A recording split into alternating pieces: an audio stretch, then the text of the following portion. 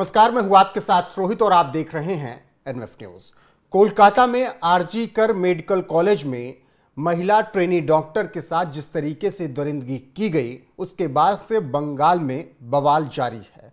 Doctor इस वक्त सड़कों पर हैं और धरना प्रदर्शन चल रहा है। मामला हाईकोर्ट तक पहुंचा, जहां पर सीजेआई ने डॉक्टरों को लेकर बड़ा आदेश जारी कर दिया है।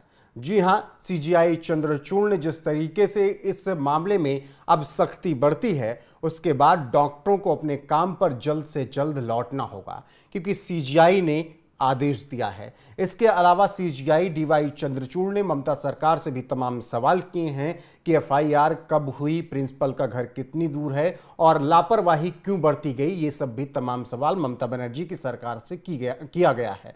और जिस तरीके से ये पूरा मामला अब सुप्रीम कोर्ट देख रहा है, उसके बाद अब डॉक्टरों को अपने काम पर लौटना ही पड़ेगा। जी हां, जो डॉक्टर इस वक्त हड़ताल पर हैं, उन्हें अपने काम पर लौटना पड़ेगा, क्योंकि सुप्रीम कोर्ट ने आदेश जारी किया है। सुनवाई के दौरान पश्चिम बंगाल सरकार ने कहा कि अस्पताल में हुए तोड़फोड़ के मामले में अपनी स्टेटस रिपोर्ट हमने दाखिल कर दी है।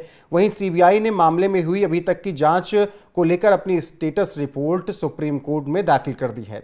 वहीं इस बीच सीजेआई ने कहा कि डॉक्टरों को वापस आकर अपनी ड्यूटी करनी चाहिए। साथ ही आपको बता दें कि इस पूरे मामले में जबरदस्त बहस सुप्रीम कोर्ट के अंदर हुई। सीबीआई ने सुप्रीम कोर्ट के अंदर कहा कि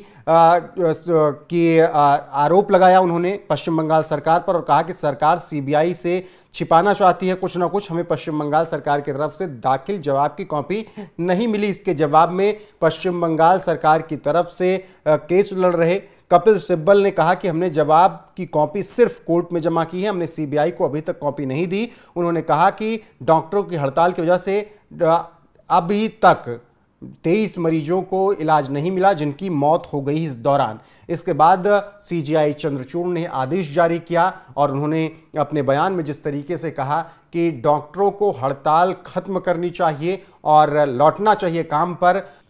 सीजेआई चंद्रचूड़ सुनवाई के दौरान अपने बयान में कहते हैं, अगर मंगलवार शाम 5 बजे तक डॉक्टर ड्यूटी पर नहीं लौटे तो उनके खिलाफ राज्य सरकार को कार्रवाई करने से रोका नहीं जा सकता। डॉक्टरों का पेशा ही मरीजों की सेवा करना है। यह बयान सीजेआई डीवाई चंद्रचूड़ की तरफ से आया सोमवार को, जब सुनवाई हो रही थी, क्योंकि पश्चिम बंगाल सरकार की तरफ से वकील कपिल सिब्बल ने बताया कि अभी तक 23 मरीजों की मौत हो चुकी है, क्योंकि उनको इलाज नहीं मिल पाया है, डॉक्टर धरने पर हैं इसलिए। इसके बाद सीजेआई चंद्रचूड़ ने यह फैसला सुनाया है और साथ में उन्होंने ये भी कहा है कि अगर आज शाम 5 बजे तक डॉक्टर हड़ताल खत्म करके अपने काम पर नहीं लौटे तो फिर ममता बनर्जी सरकार को रोका नहीं जा सकता उन पर कार्रवाई करने से।